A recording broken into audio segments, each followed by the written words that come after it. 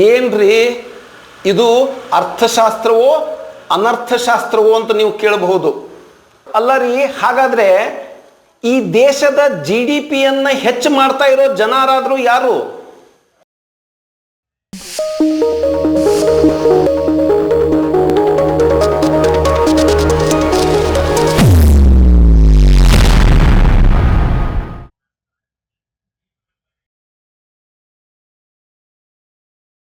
ಎಲ್ಲರಿಗೂ ನಮಸ್ಕಾರ.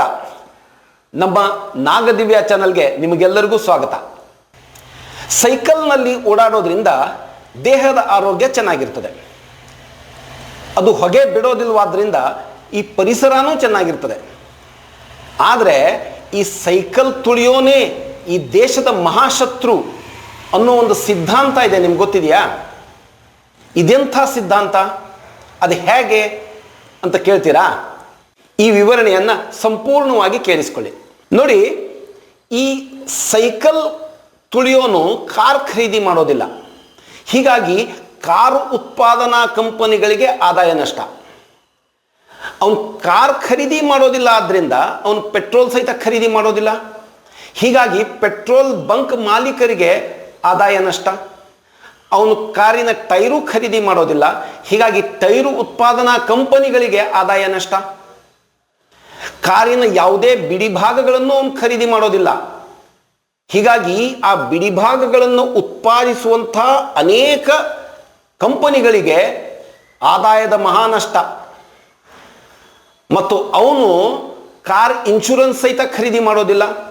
ಹೀಗಾಗಿ ಇನ್ಶೂರೆನ್ಸ್ ಕಂಪನಿಗಳಿಗೂ ಸಹಿತ ಆದಾಯ ನಷ್ಟ. ಇಷ್ಟಕ್ಕೆ ಮುಗೀತಾ?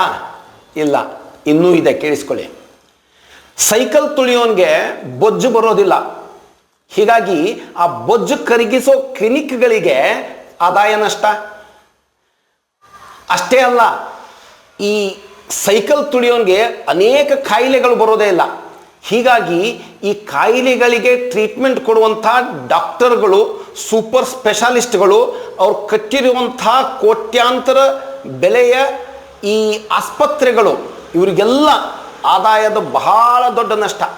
ಹೀಗಾಗಿ ಒಟ್ಟಾರೆಯಾಗಿ ಸೈಕಲ್ ತುಳಿಯೋನಿಂದ ದೇಶದ ಆದಾಯಕ್ಕೆ ಬಹಳ ದೊಡ್ಡ ನಷ್ಟ, ದೇಶದ GDPಗೆ ದೊಡ್ಡ ನಷ್ಟ. ಹೀಗಾಗಿ ಅವನು ಈ ದೇಶದ ಅರ್ಥವ್ಯವಸ್ಥೆಯ ಮಹಾಶತ್ರು. ಏನ್ರಿ ಇದು ಅರ್ಥಶಾಸ್ತ್ರವೋ ಅನರ್ಥಶಾಸ್ತ್ರವೋ ಅಂತ ನೀವು ಕೇಳಬಹುದು. ಏನೇ ಅಂದುಕೊಳ್ಳಿ, ಇದು ಬದಲಾದ ಕಾಲದ GDP ಆಧಾರಿತ ಆರ್ಥಿಕ ಚಿಂತನೆ. ಹೀಗಾಗಿಯೇ ಒಂದು ಕಾಲದಲ್ಲಿ ಈ ಹೆಚ್ಚುತ್ತಿರುವ ಜನಸಂಖ್ಯೆ ನಮ್ಮ ಈ ಜಗತ್ತಿನ ಅತಿ ದೊಡ್ಡ ಸಮಸ್ಯೆ ಅಂತ ನಾವೆಲ್ಲ ಪಠ್ಯಪುಸ್ತಕದಲ್ಲಿ ಓದಿದ್ದೇವೆ. ಹೀಗಾಗಿ ಸರ್ಕಾರ ಕುಟುಂಬ ಯೋಜನೆ ಅದು ಇದು ಅಂತ ಸುಮಾರಷ್ಟು ಯೋಜನೆಗಳನ್ನೆಲ್ಲ ಜಾರಿಗೆ ತಂತು. ಅದಕ್ಕಾಗಿ ಹಿಂದೊಮ್ಮೆ ಚೀನಾ ಸರ್ಕಾರ ಒಂದು ಕುಟುಂಬಕ್ಕೆ ಒಂದೇ ಮಗು ಅನ್ನುವಂಥ ನಿಯಮವನ್ನು ಜಾರಿಗೆ ತಂತು. ಅದು ಸರ್ವಾಧಿಕಾರಿ ಕಮ್ಯುನಿಸ್ಟ್ ದೇಶ ಅಕ್ಷರಶಃ ಪಾಲಿಸ್ತು. ಹೀಗಾಗಿ ಅವರ ಜನಸಂಖ್ಯೆ ಕಡಿಮೆಯಾಗಿ ಭಾರತಕ್ಕಿಂತ ಈಗ ಕಡಿಮೆಯಾಗಿದೆ. ಆದರೆ ಈಗ ಅವರಿಗೆ ಜ್ಞಾನೋದಯವಾಗಿ ಅವರು ಮತ್ತೆ ತಮ್ಮ ಜನಸಂಖ್ಯೆಯನ್ನು ಹೆಚ್ಚಿಸಿಕೊಳ್ಳಲಿಕ್ಕೆ ಒಂದು ಕುಟುಂಬದಲ್ಲಿ 2ಕ್ಕಿಂತ ಹೆಚ್ಚು ಮಕ್ಕಳನ್ನು ಹೊಂದಿರುವಂತಹ ಜನಕ್ಕೆ ಅನೇಕ ಬಹುಮಾನಗಳನ್ನು ಕೊಡ್ತಾ ಇದ್ದಾರೆ. ಯಾಕೆಂದ್ರೆ ಹೆಚ್ಚು ಜನ ಅಂದ್ರೆ ಹೆಚ್ಚು ಉತ್ಪಾದನೆ, ಹೆಚ್ಚು ಬಳಕೆದಾರರು, ದೊಡ್ಡ ಮಾರುಕಟ್ಟೆ, ಹೆಚ್ಚು ಆದಾಯ, ಹೆಚ್ಚು ಲಾಭ, ಹೆಚ್ಚು GDP. ಈ GDP ದೇಶದ ಅಭಿವೃದ್ಧಿಯನ್ನು ನಿರ್ಧರಿಸುತ್ತೆ. ಹೀಗಾಗಿ ಸೈಕಲ್ ತುಳಿಯೋನು ಈ ದೇಶದ ಅಭಿವೃದ್ಧಿಯ ಮಹಾಶತ್ರು. ಈ ವಿವರಣೆ ಕೇಳಿದ ಮೇಲೆ ನೀವು ಕೇಳ್ಬೋದು, ಅಲ್ಲ ರೀ, ಹಾಗಾದ್ರೆ ಈ ದೇಶದ GDPಯನ್ನು ಹೆಚ್ಚು ಮಾಡ್ತಾ ಇರೋ ಜನರಾದ್ರೂ ಯಾರು? ಅದನ್ನು ತಿಳ್ಕೊಳ್ಳಿ. ಅದು ಈ ಪಿಜ್ಜಾ ಬರ್ಗರ್ ಮಾರೋರು. ಅದು ಹೇಗೆ? ಈ ಪಿಜ್ಜಾ ಬರ್ಗರ್ ಮಾರೋರು ಬರೀ ಒಂದು 15-20 ಜನಕ್ಕೆ ಕೆಲಸ ಕೊಡೋದಿಲ್ಲ.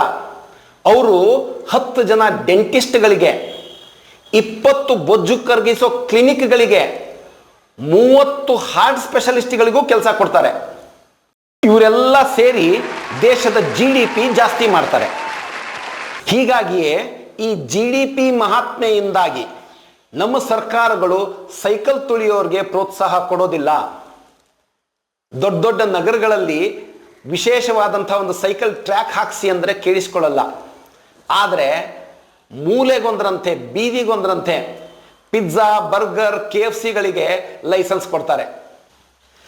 ಒಂದು ಕಡೆಯ ಮಾತು, ಕಾಲಿಂದ ನಡೆದು ಓಡಾಡೋರು ದೇಶಕ್ಕೆ ಇನ್ನೂ ದೊಡ್ಡ ಶತ್ರುಗಳು. ಯಾಕೆಂದ್ರೆ ಅವರೊಂದು ಸೈಕಲ್ ಸಹಿತ ಖರೀದಿ ಮಾಡಲ್ಲ. ನಿಮ್ಗೇನು ಅನ್ಸುತ್ತೆ ಈ ಸಿದ್ಧಾಂತದ ಬಗ್ಗೆ? ಕೆಳಗಡೆ ಕಮೆಂಟ್ ಮಾಡಿ ಮತ್ತು ಈ ಚಾನಲ್ ನೋಡ್ತಾ ಇರಿ. ಧನ್ಯವಾದ.